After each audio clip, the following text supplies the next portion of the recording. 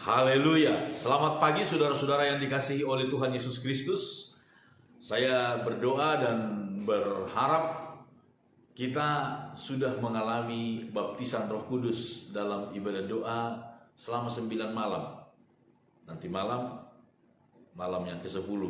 Saya sangat berharap, saya sangat berdoa kepada Tuhan, bermohon kepada Tuhan supaya kita semuanya dibaptis dengan Roh Kudus, mengalami baptisan Roh Kudus. Itu pengalaman pertama ketika kita dipenuhi dengan Roh Kudus. Haleluya. Kita merasakan sukacita yang tak terkatakan, sebuah suara yang kuat di dalam hati kita, bersaksi bersama dengan roh kita bahwa kita adalah anak-anak Allah.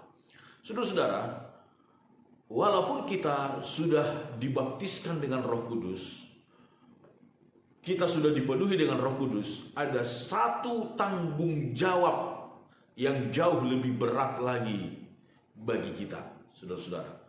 Apa itu? Mari kita lihat di dalam kitab Roma pasal yang ke-8, firman Tuhan berkata demikian.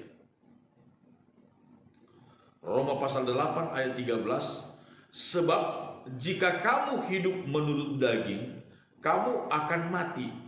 Tetapi jika oleh roh kamu mematikan perbuatan-perbuatan tubuhmu, kamu akan hidup. Semua orang yang dipimpin roh Allah adalah anak Allah. Saudara-saudara, kita melihat firman Tuhan dengan tegas berkata, jikalau seseorang hidup menurut daging, kata daging di sini adalah sifat daging, maka kamu akan mati. Mati secara rohani di hadapan Tuhan, saudara. Mati secara rohani di hadapan Tuhan. Mungkin secara jasmani sehat, walafiat, melakukan aktivitas, hidup kaya raya, dan lain sebagainya.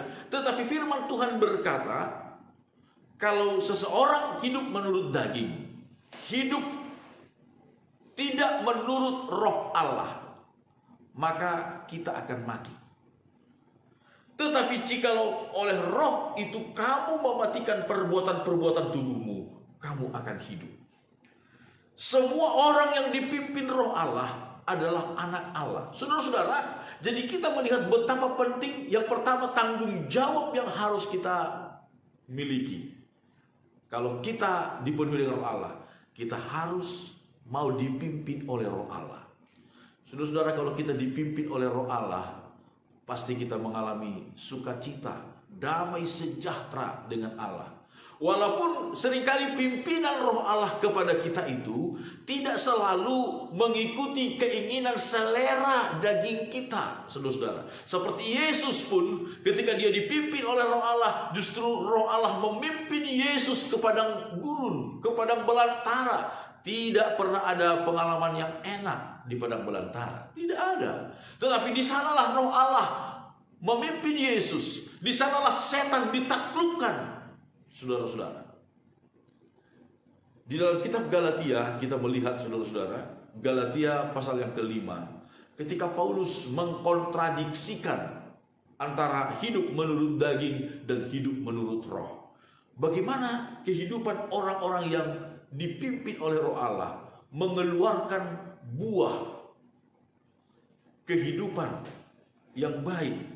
Ayat 22, tetapi buah roh ialah kasih, sukacita, damai sejahtera, kesabaran, kemurahan, kebaikan, kesetiaan, kelemah lembutan, penguasaan diri.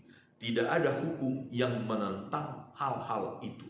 Saudara-saudara, ketika kita dipimpin oleh roh Allah, hal yang lebih utama dari seorang yang dipenuhi dengan Roh Kudus adalah mengeluarkan buah roh.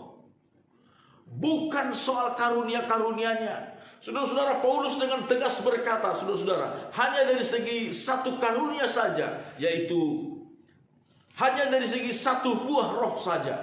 Di dalam kitab 1 Korintus pasal 13 yang sangat terkenal itu, saudara-saudara, ayat 1 dikatakan, sekalipun aku dapat berkata-kata dengan semua bahasa manusia Bahasa manusia, semua bahasa karunia berkata-kata adalah karunia roh dan bahasa malaikat. Tetapi jika aku tidak mempunyai kasih, kasih adalah merupakan buah roh. Aku sama dengan gong yang berkumandang dan canang yang gemerincing. Sekalipun aku mempunyai karunia untuk bernubuat dan aku memiliki seluruh pengetahuan, dan sekalipun aku memiliki iman yang sempurna untuk memindahkan gunung, tetapi jika aku tidak mempunyai kasih, aku sama sekali tidak berguna. Dan sekalipun aku membagi-bagikan segala sesuatu yang ada padaku, bahkan menyerahkan tubuhku untuk dibakar, tetapi jika aku tidak mempunyai kasih, sedikit pun tidak ada faedahnya bagiku. Saudara-saudara, kita melihat bagaimana keutamaan daripada buah roh itu dibandingkan dengan karunia-karunia roh. Saudaraku, hidup dipenuhi oleh roh Allah, yang paling utama tanggung jawab kita adalah kita harus dipimpin oleh roh Allah. Kalau kita tidak mau dipimpin oleh roh Allah, maka kita akan mengalami pengalaman seperti bangsa Israel yang disebutkan di dalam kitab Nabi Yesaya. Mereka mendukakan rohnya, mereka memberontak kepada rohnya yang kudus, sehingga rohnya itu berubah menjadi lawan. Saudara, Yesus adalah sahabat kita. Roh Kudus pun seharusnya adalah sebagai penolong, penghibur, pembela kita, saudara.